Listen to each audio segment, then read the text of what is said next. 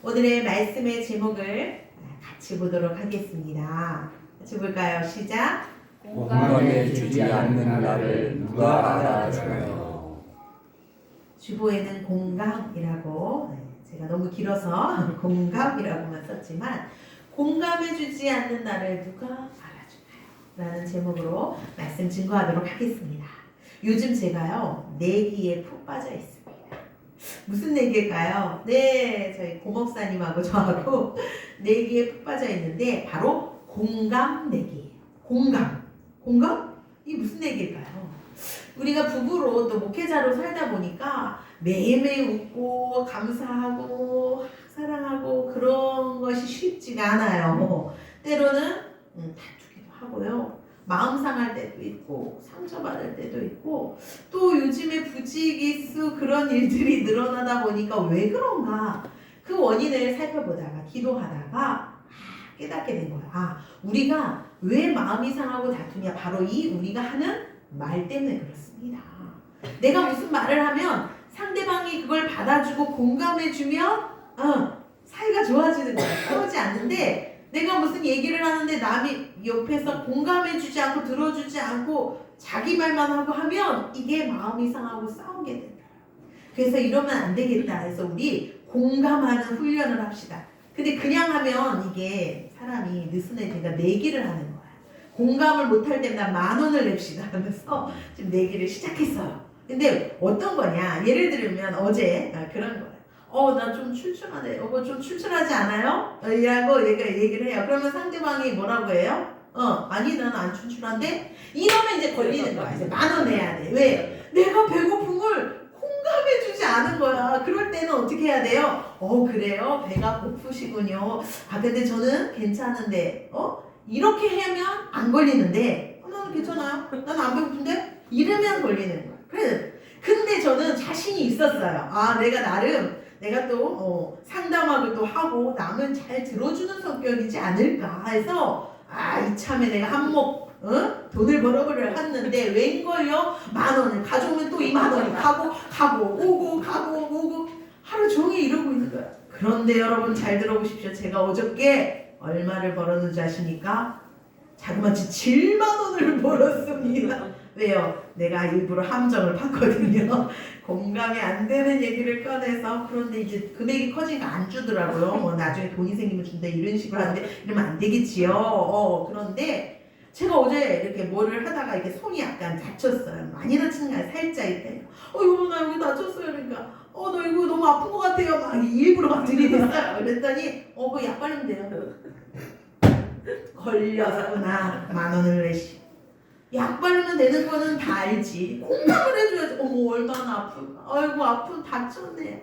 이렇게 해야 된다는 거죠. 그런데 제가 이거를 하다 보니까 재미로 시작을 했는데 우리 서로가 느낀 거야. 우리가 이렇게 목사인데도 이 공감을 이렇게 안 해주나?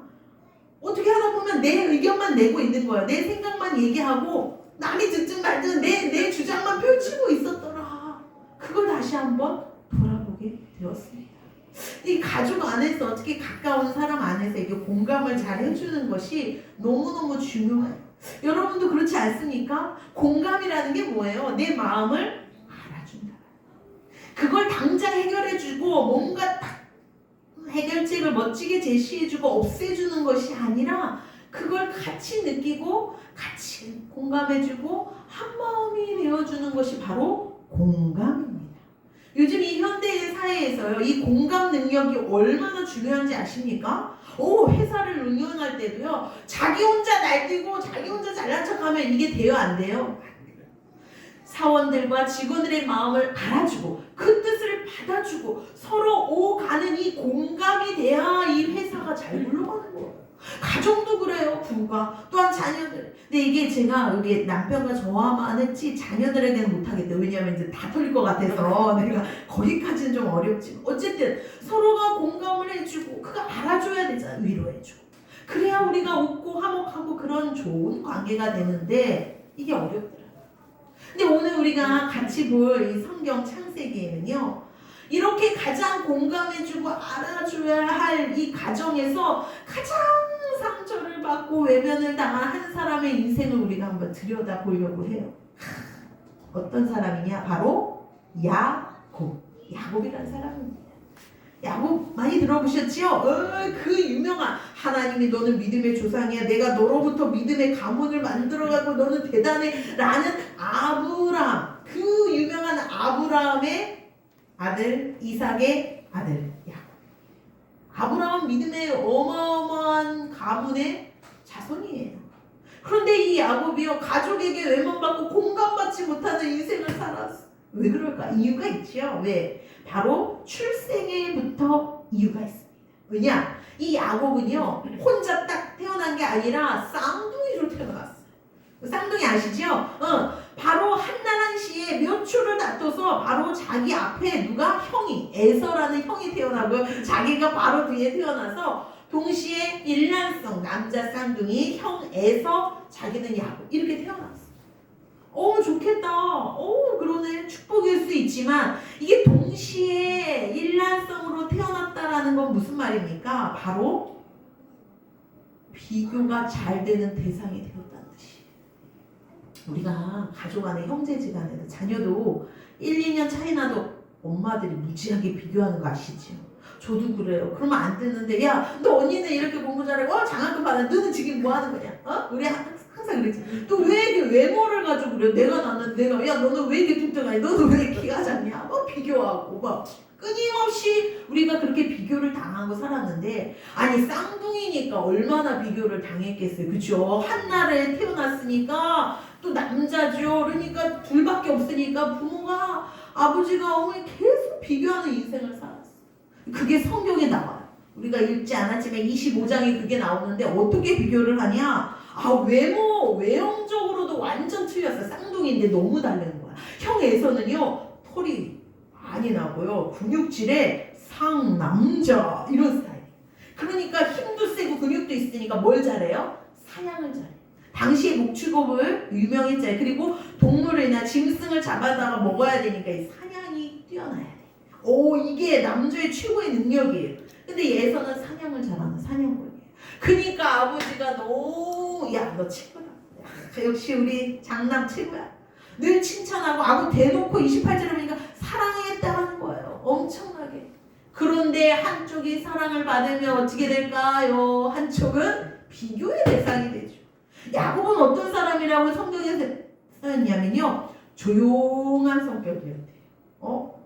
남자다움이 없다 하는 얘기예요. 그리고 사냥을 다니고 그런 게 아니라 장막에 있었더라 집구석에 처박혀 있다는 거예요. 남자답게 가서 일을 하고 농사를 짓고 양을 치고 사냥을 해야 되는데 장막 집안에만 있었더라 이렇게 기록이 돼 있어. 그러니까 아버지가 보니까 답답한 거야. 저놈 새끼 뭐 하는 거야 지금. 가서 사냥을 하든지 일을 하든지 힘을 써야 되는데 저 비리비리한 거 저 형만큼도 못하는 게 나중에 뒤에 못이 와요. 이게 얼마나 상처가 됐겠어요. 그죠? 어릴 때 그래. 이게 트라우마가 된 거야. 그런데 이것이 계속 쌓이다 보니까 뭐가 생길까요? 비교당하는 인생이 나중엔 어떻게 될까요? 바로 이것이 발전해서 열등감에 사로잡게. 열등감 아시죠? 난 못났어. 난 왜 이럴까? 이런 열등감에 이 야곱이 많이 사로잡혔던 것 같아요. 그런데 이제 성인이 돼서 어릴 때는 그렇다 치더라도 이게 나이가 들고 어른이 되면 이 열등감을 극복해야 될 거 아니에요. 인생을 살아가려면. 그 방법으로 뭘 택했나? 믿음의 가문이죠. 믿음이 신실한 가문. 가정에서 예배를 얼마나 철저히 들었고 하나님의 말씀을 들었겠어요. 그런데 이 믿음의 가정에서 자란 야곱일지라도 이 열등감을 어떻게 해결을 했나? 첫 번째, 기도로 해결을 했다. 두 번째, 열심히 노력을 했다. 나도 따라 나가서 찬양도 했고 아니면 다른 거 용사를 하고 아니 아버지 제가 뭘 할까요? 뭔가 나름대로 열정을 갖고 노력을 하고 막 공부를 하고 기술을 배우고 자격증을 따고 뭐 이렇게 했다. 뭔가 이런 건전한 방법으로 풀 수도 있었는데 이 안타깝게 야곱은 이렇게 그걸 해결한 게 아니에요. 이 자신의 상처와 열등감을 어떻게 해결했냐? 바로 내가 이렇게 비교당하고 맨날 찬밥 신세가 된 거는 누구 때문이야? 바로 형 때문이야. 저 잘난 저 형 때문에 내가 이렇게 된 거야 라고 잘못된 생각을 품게 돼. 그러면서 어떻게 그러면 저 형 말고 내가 큰아들의 위치에 서서 저 형이 받는 칭찬, 또 그 당시엔 장자의 축복이 대단했거든요. 이 큰아들, 이 장자의 복과 장자의 유산. 장자는요 다른 가족보다 2배의 유산을 땅을 받을 수 있는 자격이 법적으로 주어지고요. 장자는 큰아들의 또 아버지의 사랑과 모든 축복을 다 받고요. 장자로는요 많은 자손을 거느리고 우두머리가 되고 그 집안의 대장이 되는 그런 축복이고 여러 가지 복이 많아요. 이걸 너무 받고 싶은 거예요. 그래서 저걸 어떻게 하면 빼앗아 볼까? 저걸 어떻게 하면 노려볼까? 저것을 제껴볼까? 이런 생각을 해봤던 거예요. 그래서 한날은 한수를 써요. 그게 그 유명한 팥죽 사건이 여기서 등장하는 거예요. 오늘은 형이 사냥하고 막 돌아오는데 막 배가 고파서 허기가 질 거야. 아니에요. 그러면 집안에서 살림하는 이 야곱이 밥을 그냥 차려주면 되는데 밥은 안 차려주고 가만히 있다가 뭐를 써요? 맛있는 팥죽을 이렇게 만들면서 배고프지, 먹고 싶지. 야 빨리 줘. 그냥 줄 수 없어. 왜 그래? 빨리 줄. 형의 그 장자의 권리를 나에게 팔아버려. 포기해. 이렇게 얘기해요. 근데 원래 장자라는 그 권리가 어디 뭐 돈 주고 받고 사고 이런 것도 아니잖아요. 그런데 에서가 배가 고파. 그래 니나 가져. 나 배고파. 빨리 줘. 그래 약속했다. 그래 내가 이제 큰아들이야. 이렇게 하면서 팥죽을 이렇게 하고. 그런데 그렇게 했더니 그 큰아들의 권리가 복이 나에 와요 안 와요? 안 오지. 당연히 안 오지. 뭐 둘마다 하는 사건인데 누가 인정 안 되겠다 해가지고 결정적으로 이제 이를 가르고 있는데 그게 어떤 사건이 바로 별미 사건이에요. 별미 사건. 이건 뭐냐? 아버지가 이제 위독해서 돌아가실 때가 된 거야. 그런데 이 당시에는 뭐 공증이 있어요, 변호사가 있어요, 유언장을 어떻게 남겨요? 뭐가 있어요? 말로 남기는 거야 아버지. 내가 죽기 전에 가족들, 자식들을 모아놓고 유언을 남기는 게 그것이 법적인 효력이 곧 이것이 어마어마한 거야. 그러니까 아버지가 이제 오늘 내일 하니까 안 되겠다. 내가 큰아들에게 축복을 빌어주고 다 말로 이제 복을 다 약속을 해줘야지 하면서 아들아 큰아들 에서만 딱 불러요. 아들이 둘인데 에서만. 한나라씨 태어났는데 좀 같이 불러도 되는데 에서야 내가 갈 때가 됐어. 너는 나를 위해서 사냥감을 맛있는 짐승을 잡아서 요리를 해와. 그러면 내가 마지막 모든 복을 모든 권리를 너에게 다 떠넘기게. 오늘이 그날이야. 그런 거야. 근데 그 얘기를 누가 들어요? 자기 마누라 그러니까 엄마가 들어요. 그러면서 항상 이 형에게 치고 당하는 이 야곱에게 그거를 읽어줍니다. 야, 너 큰일 났어. 오늘 그날이야. 아버지가 큰형에게 모든 걸 다 남겨주시려나 봐. 야, 너 빨리 가가지고 앞마당에 있는 염소를 하나 잡아. 왜요? 야, 우리가 작전을 짜자. 형이 지금 사냥 가서 갔다가 오고 잡으려면 시간이 걸리지. 우리가 여기 집에 있는 새끼를 막 잡아가지고 얼른 요리를 해서 아버지가 갖다 줘가지고 야, 네가 큰아들이라고 얘기해. 아니 엄마, 나는요 이게 털도 없고 매끈하고 목소리도 다르고 아니 내가 어떻게 네 아버지 갔어. 맛이 갔어. 눈도 안 보여 지금. 몰라 내가 시키는 대로. 그래요, 좋습니다. 이게 마지막 기회야. 내 인생의 기회가 온 거야. 드디어 이 형과 아버지를 온팡 다 속이고 내 것으로 차지하마. 그래서요 엄마가 요리를 또 합니다. 그리고 이 아들은요 형이 입던 옷을 막 입어요. 왜? 냄새가 뱄잖아 사람마다. 그러면서 털이 없잖아. 일단은 이 야곱은 매끈한 사람이에요. 그걸 어떻게 해? 동물의 가죽 그 털 벗긴 거를 여기다가 싹 씌워가지고 가는 거야. 들고 갑니다. 아버지 누구냐? 저 형 에서입니다. 그래? 목소리는 야곱인 것 같은데 가까이 오라 해서 먹으면서 빨리 잡아놔 얘. 그래서 거기에 막 엄청난 축복을 내려줍니다. 너는 가는 데마다 하나님의 복을 받을 것이 우리 집안의 재산을 다 넣을 것이 될 것이고 너가 가는 것마다 자자손도 복을 받고 온통에 온갖 세상 끝날 모든 복을 다 쏟아부을 겁니다. 말을 다 해. 할렐루야 됐어 하고 나왔어. 그런데 그때 마침 아버지 하고 누가 달려왔죠? 그쵸, 사냥간 큰아들이 달려옵니다. 아버지 제가 이제 왔습니다. 아버지가 두두두 떠는 거. 이게 무슨 얘기야? 나 이미 에서가 이미 와가지고 요리를 해서 와서 모든 축복과 모든 권리와 모든 재산을 다 넘겼는데 내가 말로 다 했는데 이게 무슨 일이지? 번복할 수가 없는 거야. 이거는 우리 지금의 시대는 뭐 말했다가 엎어지고 뒤집어지고 근데 이때는 한 번 뱉으면 하나님 앞에 맹세하면 끝나는 거야. 끝나는 거야.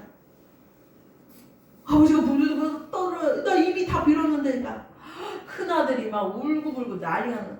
이게 어떻게 돼? 이 동생 저놈 시기가 이 일을 내가 이놈을 가만히 놔두지 않으리라. 내가 작살이라. 그때 팥죽 줄 때부터 내가 알아봤어요. 아버지 이놈이 언젠가는 우리 집안을 말아먹을 줄 알았어. 그래서 이 동생을 잡아 죽이려는 일이 벌어져.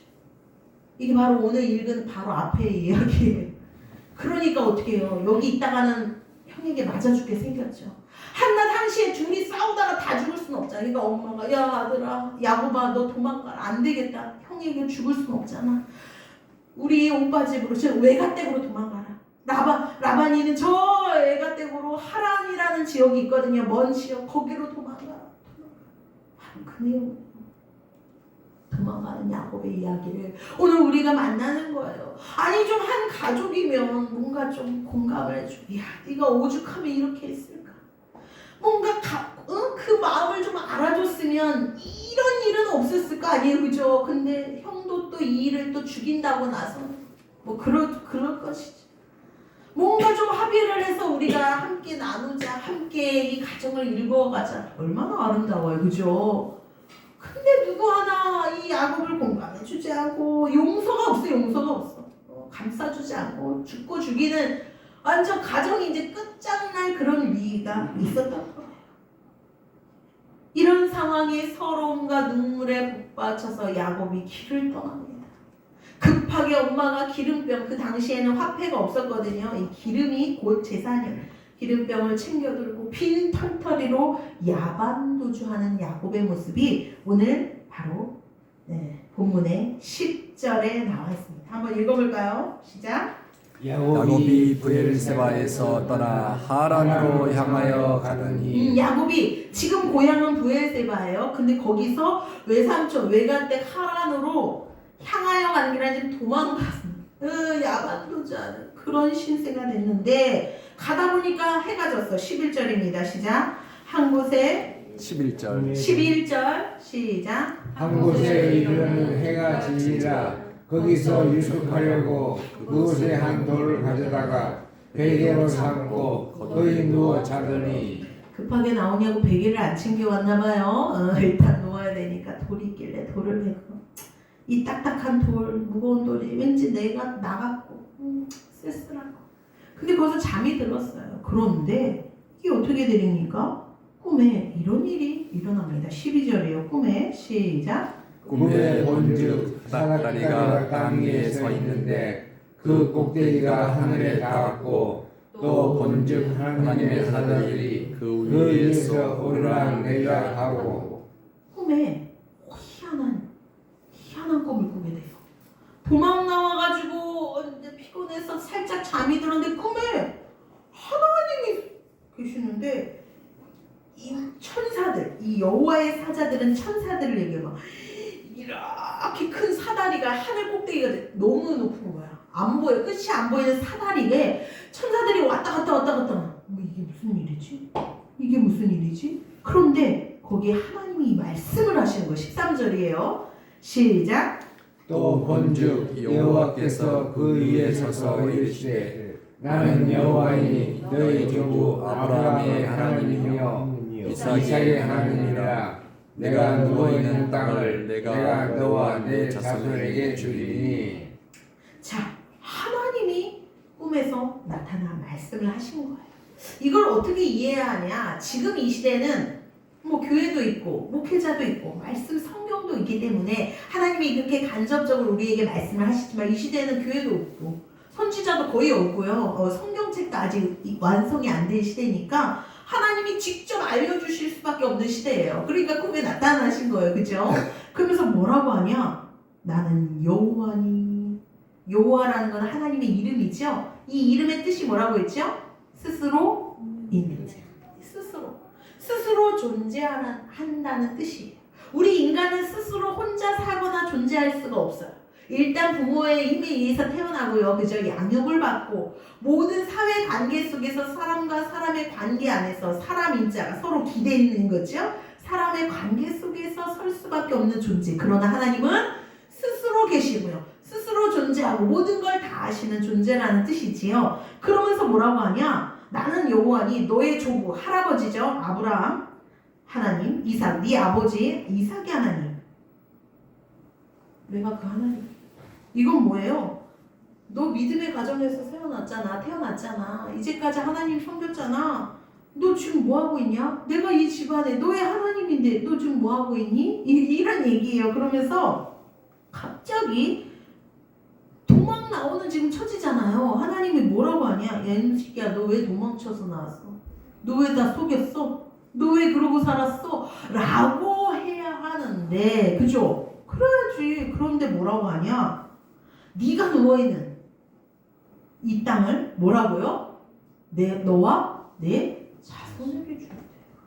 아니 이게 무슨 일입니까? 뭐예요 이게? 자, 그 다음에 또 뭐라고 계속 말씀하시냐? 14절입니다. 시작. 네 자손이 땅에 티끌같이 되어 내가 서쪽과 동쪽과 북쪽과 남쪽으로 퍼져나갈지며 땅의 모든 족속이 너와 네 자손으로 말미암아 복을 받으리라. 이게 무슨 말이에요? 아니 지금 이 땅을 다 준다는 것도 지금 굉장히 놀라운 일인데요.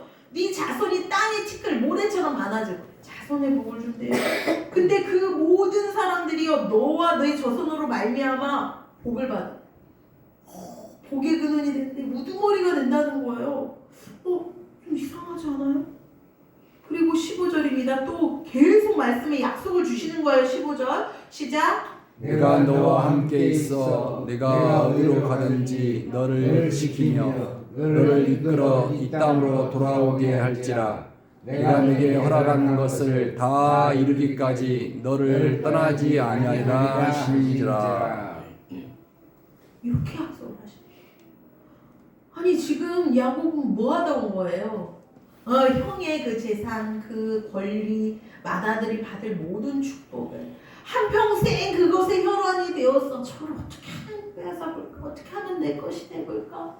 안간수를 쓰고 발버둥 치는 그 어렵고 험난한 인생을 살아오다가 안 되니까 지금 도망치는 신세인데 하나님이 내가 그렇게 원하고 바라고 기대하는 야 내가 너에게 이 땅을 다 줄 거야. 네 자손을 다 축복하고 번성하게 하고 너가 우두머리가 되고 너에게 모든 복을 너를 지켜주고 너를 도와줄 거야 라는 그 모든 약속을 지금 누가 주시는 거예요? 하나님이 쏟아 부어주시는 장면. 아니 나 지금 야단 맞을 줄 알았는데 되게 혼날 줄 알았는데 너 왜 그렇게 살냐 혼날 줄 알았는데 그냥 복을 막 쏟아 부어주시는 거예요. 이게 어찌 되립니까? 이게 어찌 된 일입니까? 야곱이 너무 놀랐어요. 이런 일이 어떻게 가능합니까? 어찌 된 것이요? 이건 바로 야곱이 태어나기도 전에 하나님의 약속이 있었습니다. 엄마가 임신을 하는데 배가 이따만한 거야. 이만해. 그래서 이게 왜 이러지? 이 야곱의 엄마가 근심할 때 하나님이 말씀해 주셨어요. 네 뱃속에 쌍둥이가 있어서 그래. 거기서도 막 지금 다투고 있어. 다투는지라 라고. 그런데 여기서 아이가 2명 나올 거야. 쌍둥이니. 그런데 작은 자, 큰 놈이 작은 자를 어떻게 섬기리라. 작은 아이가 비록 둘째지만 영적으로 장자가 되고 내가 그를 복주고 그와 함께 할 거라는 약속을 이미 받은 상태. 그런데 그 약속을 받았지만 누구 하나 그걸 기억해내는 사람도 없고요. 그걸 기대하는 바가 없어요. 왜? 이 시대, 이 문화 속에, 이 풍토 속에는요. 장자가 짱이거든. 그리고 그는 사냥도 잘하고 힘도 세고 큰아들로서 부족함이 없어. 아무리 봐도 이 작은 애 얘는 아니야. 얘는 찌질해. 얘는 힘도 없어. 누가 봐도 아무리 하나님의 약속이 있어도 이건 아니야. 환경을 봐도 사람을 봐도 아니라는 생각에 가정 모두 그 약속 그 말씀은 다 잊어버렸어. 기도도 하지 않아. 그걸 다 싹 잊고 살았는데 누구만 안 잊은 거예요? 그 약속을? 하나님만 잊지 않으신 거예요. 우리는 이것을 기억하지 못하고 그러니까 이게 무슨 일입니까? 내가 또 다시 여기 오늘 보니까 15절에 네가 어디로 가든지 너를 지켜주고 다시 여기 고향으로, 금이 환양이죠. 고향으로 다시 네가 돌아오게 할 거야. 그래서 내가 허락한 걸 다 이루기까지 너 떠나지 않고 너를 지켜주고 함께 할 거야. 어마어마한 약속합니다. 아니 지금 형이 죽인다고 해서 지금 도망자 야반도주한테 너가 다시 여기를 돌아오게 될 거야. 네 인생이 역전되고 회복될 거야. 라는 말씀까지 하셨다. 평생 그렇게 원하고 바라고 내 힘으로 내 주먹을 믿고 내 잔머리 나 잔깨 요령으로 유행으로 살았던 내 인생에 하나님이 어마어마한 축복의 말씀을 허락하고 여기 충격을 받았어요. 그러면서 뭐라고 고백하냐? 16절이 주목해봐야 될 말씀이죠. 시작. 야곱이 잠이 깨어 이르되 여호와께서 과연 여기 계시거늘 내가 알지 못하였도다. 야곱이 뭐라고 말합니까? 여호와 하나님이 여기 계신데 내가 알지 못해. 하나님이 나와 여기에 지금 나와 함께 계시는 인생인데 나는 전혀 감을 못 잡고 저기 멀리 계신 하나님으로 생각하고 살았다. 나의 모든 형편과 사정과 모든 것을 다 알고, 그죠? 모든 것을 함께 하셨던 그 분을요, 저기 멀리 계신 하나님으로만 알았다라는 거예요. 내 인생에 깊숙이 개입하시고 나와 함께 하시고 언제가 나를 세워주시고 축복하시는 그 하나님을 내가 모르고 살았다.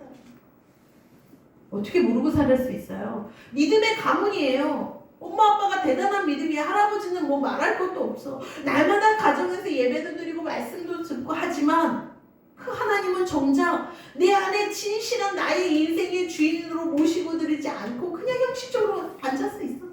예배 드렸던 거야. 응? 듣긴 들었는데 전혀 나하고는 상관이 없는 그 하나님으로 여겼던 야곱에게 오늘 드디어 나타나시고, 그래서 그 하나님을 결정적으로 만나는 그런 시간이 된 것입니다. 참 여기서 야곱이 뭘 몰랐어요? 나와 함께 계시는 내 인생에 함께 하시는 그 하나님을 몰랐어요. 또 뭘 몰랐냐? 그 하나님은 나에게 복을 주시는 하나님, 복의 근원 되시는 하나님. 나는 그동안 복이 누구 것을 빼앗아오고 저것 때문에 내가 안 풀리는 거야. 내가 이런 인생을 사는 거 누구 때문인 줄 알았는데 그것이 아니고, 복이라는 거는 누가 빼앗을 수도 없는 거고 빼앗긴다고 해서 뺏어올 수도 없다라는 놀라운 진리를 깨닫게 돼요. 여러분 이거 기억하셔야 돼요. 복은요, 축복은 따라합시다. 축복은 누가 빼앗을 수도 없고 누가 빼앗을 수도 없고 빼앗기지도 않는다. 그럼요.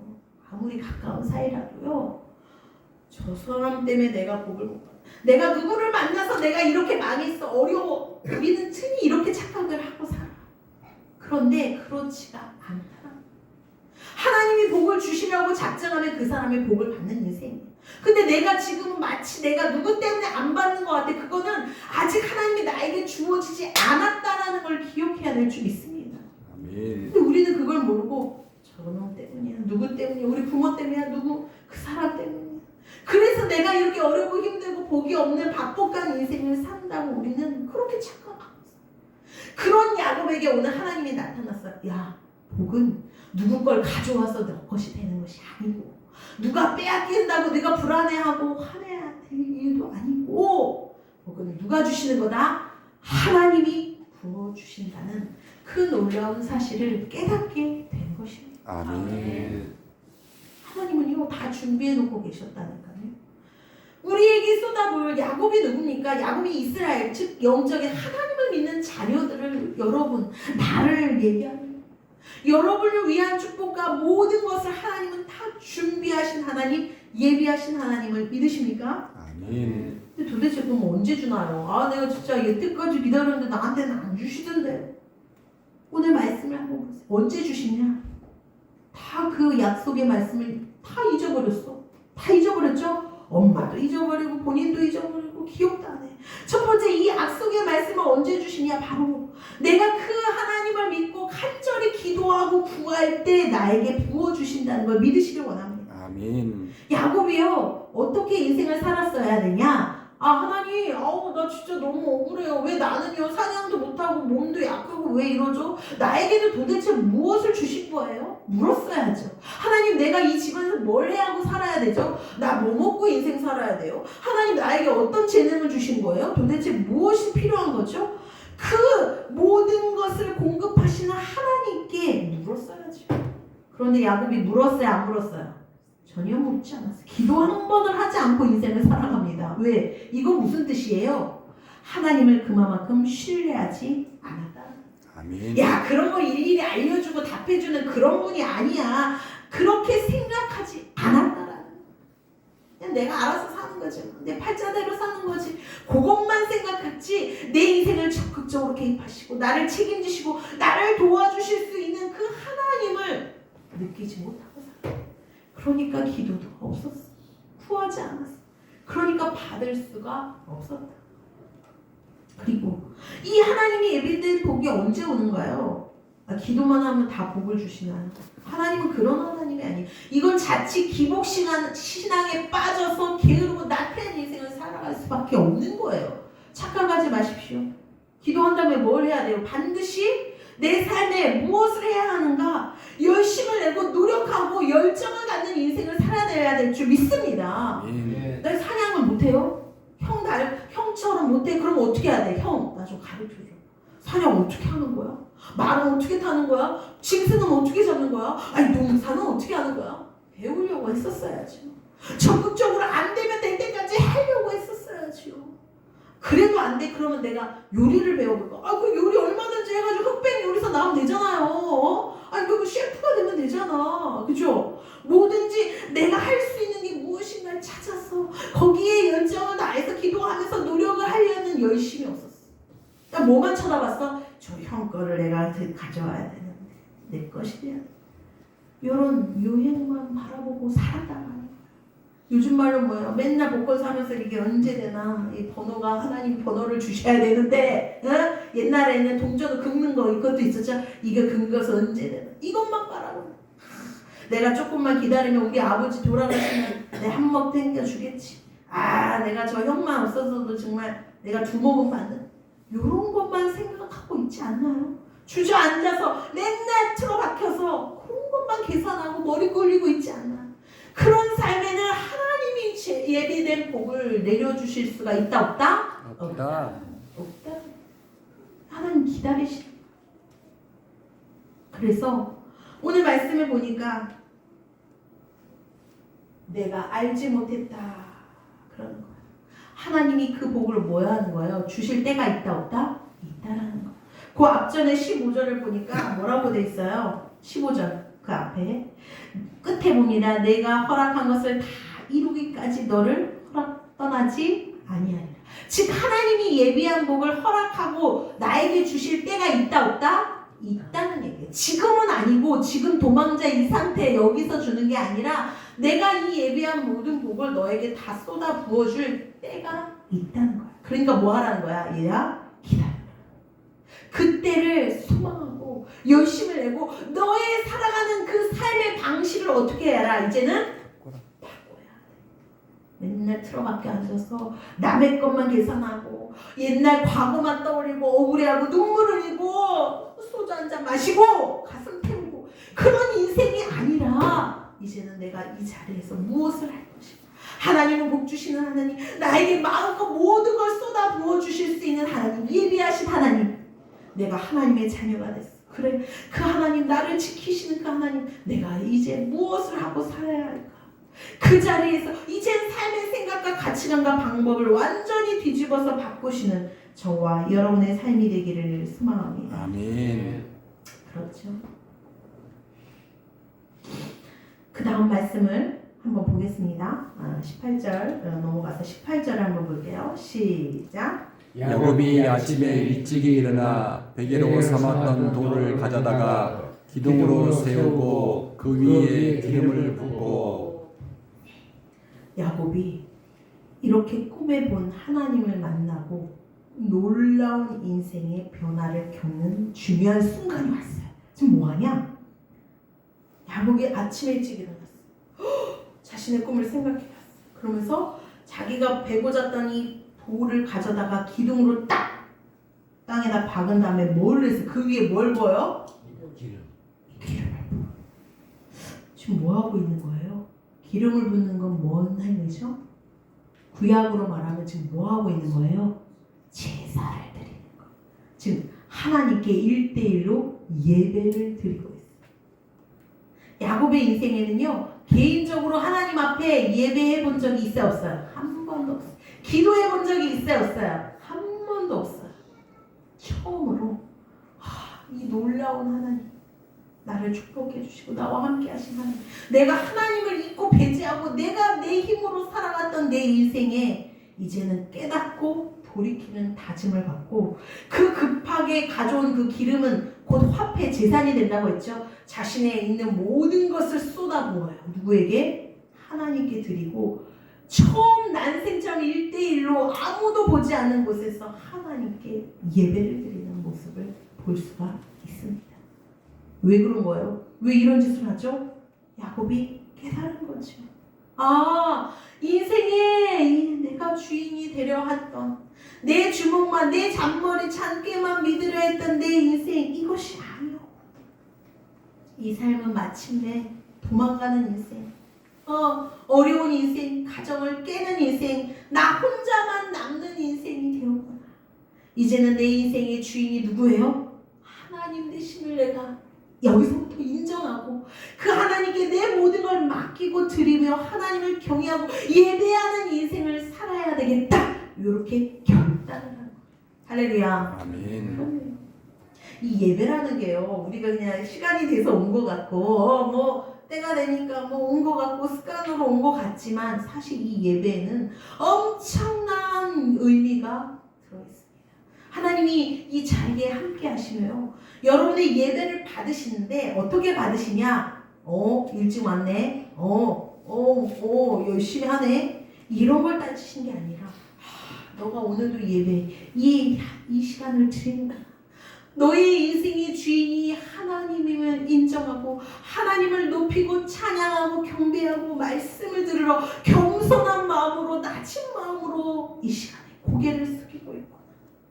하나님이요, 하나님을 인정하고 예배드리는 이 시간을 얼마나 놀랍게 축복하시고 인정하는지 몰라요. 할렐루야. 네. 그럼요. 여러분이 대단한 일을 지금 하고 있는 것입니다. 그 복의 근원 되시는 그 하나님을 경외하면서 결단한 거. 그러면서 19절 뭐라고 얘기합니까? 시작. 그곳 이름을 베델이라 하였더라. 이 성의 옛 이름은 루스더라. 이름을 바꿔요. 지금 자기가 서 있는 요곳이 옛날 루스라는 이름이었는데 베델로 자기가 이제 바꿔버려. 베델이 무슨 뜻이냐? 하나님의 집이야. 여기는 하나님이 계신 거예요. 왜? 하나님의 집, 오늘 말하는 교회야. 여기 내가 예배 드렸던 곳이, 여기서 하나님을 만났고 하나님의 뜻을 알았고 내가 이제 하나님만 섬기기로 결단해서 다짐했어. 이제 내 인생이 바뀌는 거야. 할렐루야. 이 결단과 다짐 위에 하나님의 역사가 시작돼요. 근데 보통 사람들은 어떻게 생각해? 하나님, 나 좀 복을 좀 줘봐요. 문제 좀 해결해 주세요. 건강 좀 치료해 주세요. 오늘 그냥 모든 문제를 싹 없애주세요. 그러면 내가 하나님을 잘 섬길게. 그러면 내가 사명에 충성을 할게요. 우리는 이렇게 따져요. 그런데 여러분, 순서가 잘못됐습니다. 내가 먼저 그렇게 어려운 환경이 힘들고 아프고 어려운 그런 상황일지라도 내가 먼저 하나님 앞에 예배하리라, 내가 믿음으로 살아보리라 할 때, 그때 길이 열리고 하나님의 은혜와 복이 쏟아져 내리는 거예요. 아멘. 저는 그것을 우리 사랑하는 성도들이 깨달기를 소망합니다. 그러면서 야곱이 예배만 드린 게 아니라 하나님께 약속을, 자기도 약속을 해요. 자기도 소원 기도를 드려요. 뭐라고 얘기를 하냐? 20절입니다. 시작. 야곱이 서연하여 이르되 하나님이 나와 함께 계셔서 내가 가는 이 길에서 나를 지키시고 먹을 떡과 입을 옷을 주시어. 그 다음에 21절이죠. 이어서 시작. 내가 평안히 아버지 집으로 돌아가게 하시오면 여호와께서 나의 하나님이 되실 것이요. 여기까지 볼게요. 뭐예요? 20절 야곱이 서원하면서 하나님한테 약속을 하면 하나님 나를 축복하신 하나님 내가 이렇게 가족도 속이고 형도 속이고 가로채려고 했는데 나를 혼내키거나 야단치지 않으시고 오히려 나를 안아주시고 나를 품어주시고 나를 공감해주시고 이해해주시는 그 하나님 내가 하나님께 약속을 할 거예요. 뭐냐? 어떻게 해요? 내가 20절이라고 했는데요. 내가 하나님이 나와 함께 계셔서 내가 이 가는 길을 나를 지키시고요. 정말로 하나님이 나에게 모든 생계, 나의 먹을 것 걱정 없이 나를 책임져 주신다고 약속했죠. 그러면 내가요. 21절에 내가 이 평안히 하나님의 복을 주셔서 다시 아버지 집으로 즉 지금 고향으로 돌아오게 하시면 내가 뭐예요? 여호와께서 나의 하나님이 되셔. 뭐예요? 무슨 말입니까? 아니 언제나 하나님이 하나님 아니었나요? 나의 하나님 먼 데 있는 하나님 우리 집안에 지키는 수호신같이 여겨지는 그 하나님이 아니라 이젠 진짜 나의 인생의 주인 되시고 나의 전부가 되신 그 하나님으로 내가 섬기겠다고 나 이제부터 그렇게 살 거예요. 약속을 드리는 거예요.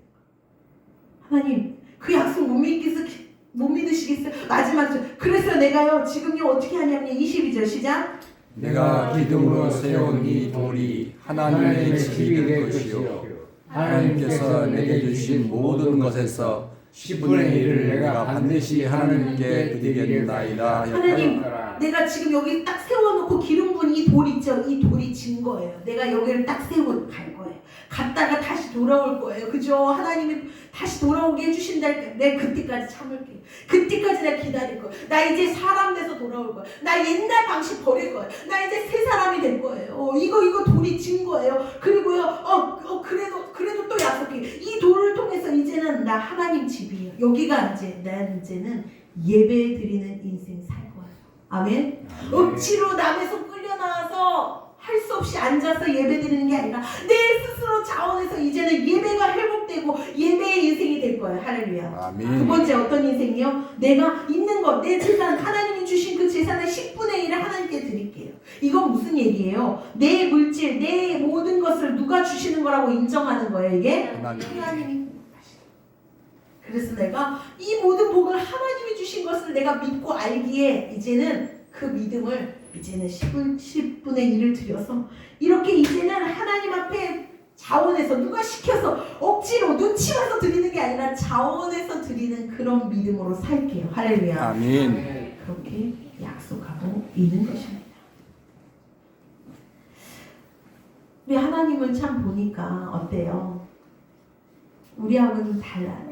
얼마나 통이 크신지 몰라. 사랑의 하나님, 자비의 하나님, 그죠? 그 하나님, 우리의 너무나도 사랑하고 아끼시는 우리는 하나님을 만날 수가 있습니다. 근데 이게 구약에서만 나오냐? 오늘 이 말씀을 통해서 우리는 신약에서 그 하나님이 나를 사랑하신다는 최고의 결정체, 그 증거로 뭘 보여주셨죠? 바로 예수님을 보여주셨고 그 예수님이 십자가의 죽으심으로 완전 사랑의 증거, 확실한 증거를 우리에게 보여주신 것입니다. 아멘. 그 예수님이요 십자가 달리셔서 7마디 유언을 남기셨죠. 가상칠언이라고 설교도 했는데 그 유언 중에 첫 번째 유언의 말씀이 무엇입니까? 사람들에 의해서 못 받고 십자가에 그 고통당하면서 죽어가면서도 말씀의 7마디를 남기셨는데 그 첫 번째 말씀이 뭐였죠? 기억나십니까? 누가복음이지요. 한번 띄워주세요. 23장 34절입니다. 시작. 이에 예수께서 이르시되 아버지 저들을 사하여 주옵소서 자기들이 하는 것을 알지 못함이니이다 하시더라. 여기까지 뭐라고 하시냐? 하나님 저들을 용서해 주세요. 저들이 지금 나를 죽이고 못 박으라 하고 이렇게 하는 것이 잘못인 걸 모르고 있어요. 아니 지금 나를 죽이고 있는데 저들을 용서해달라고. 그게 첫 번째 유언.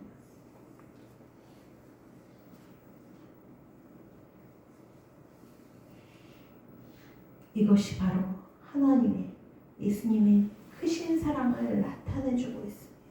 아니 뭐가 이쁘다고 나를 죽이고 몰라보고 내 말도 그렇게 안 듣고 예수를 믿지도 않고 그렇게 방황하고 지 멋대로 살고 그러다가 예수님을 섬기지도 않고 받아들이지도 않고 거역하고 욕하고 때리고 못 박는 저들이 무엇이 예쁘다. 하나님 저들이 몰라서 그런 거예요. 지금도 하나님이 그렇게 말씀하실 거예요. 아유 저들이 몰라서 나에게 예배하지 못하고 저렇게 방황하는 거지. 몰라서 하나님을 섬기지 못하는 거야. 인생의 주인이 누구인지 모르니까 저렇게 애쓰고 힘쓰고 안타깝게 살아가는. 오늘도 그 하나님의 마음이 느껴지십니까? 말씀을 정리해 보겠습니다. 이 사건으로 완전히 달라진 이제 야곱의 인생이 그 다음에 성경을 읽어보시면 집에 가서 한번 보시면 놀랍습니다. 이젠 야곱이요 완전 다른 사람으로 살아가요. 이제는 나 성실, 나 정직, 나 열심 이런 인생으로 살아와요. 외삼촌 집에서 그죠? 그리고 외삼촌이 그렇게 자기를 속고 사기를 쳐도 같은 핏줄인데 그런데도요 꿋꿋하게 누구만 바라봐 이제는? 하나님만. 하나님. 왜? 나는 하나님이 복 주시는 인생이야. 하나님이 책임져 주시는 인생이야. 삼촌이 아무리 나를 갈구고 내 돈 임금도 안 줘요. 돈도 안 줘. 나를 아무리 무시하고 해도 나는 끄떡없어. 할렐루야. 아멘. 완전 바뀌는 인생이었어. 그러니까 마침내 하나님이 야곱을 어떻게 하셨죠? 그죠? 축복하셨지. 금이환영하게 하셨죠. 이름까지 바뀌어서 너는 이스라엘이야. 너는 야곱이 아니고 이스라엘이고 앞으로 내 백성은 다 이스라엘이야. 성경은 이스라엘이야. 할렐루야. 그 이스라엘이 야곱이에요. 원래. 그 야곱의 이름을 바꿔주시고 앞으로 자자손손 모든 예수 믿는 사람 이스라엘 자손이고 영적 이스라엘, 이스라엘 백성이 이스라엘 백성 얘기가 다 성경 이야기잖아요. 그 야곱의 백성, 야곱의 이야기부터 시작이 돼요. 하나님 말씀을 정리하면서 저는 이런 말씀을 드리고 싶어요. 오늘 제목이 혹시 기억나요? 제목 한번 띄워주세요. 시작. 공감해주지 않는 나를 누가 알아주나요? 공감받지 못하고 아무도 내 마음을 몰라줘. 서러웠나요? 눈물이 났나요? 그런데 여러분의 인생 누가 알아줍니까? 하나님. 아무도 무시해도 좋아. 오히려 더 웃어버리세요. 네가 아무리 나를 무시하고 나를 상처 줘도 나는 이제 끄떡없어. 내 인생 누가 나를 알아주니까? 하나님. 이제는 그 하나님께 내 스스로 나아갈 거야. 예배드릴 거야. 기도할 거야. 열심히 살 거야. 노력할 거야. 하나님이 마침내 그래 내 자식이지. 그럼 나를 인정해 주시고 나를 축복해 주실 수밖에 없도록 나는 내 인생을 새롭게 다시 시작할 거야. 할렐루야. 아멘. 그런 인생을 사는 저와 여러분의 삶이 되시기를 소망합니다. 기도합시다.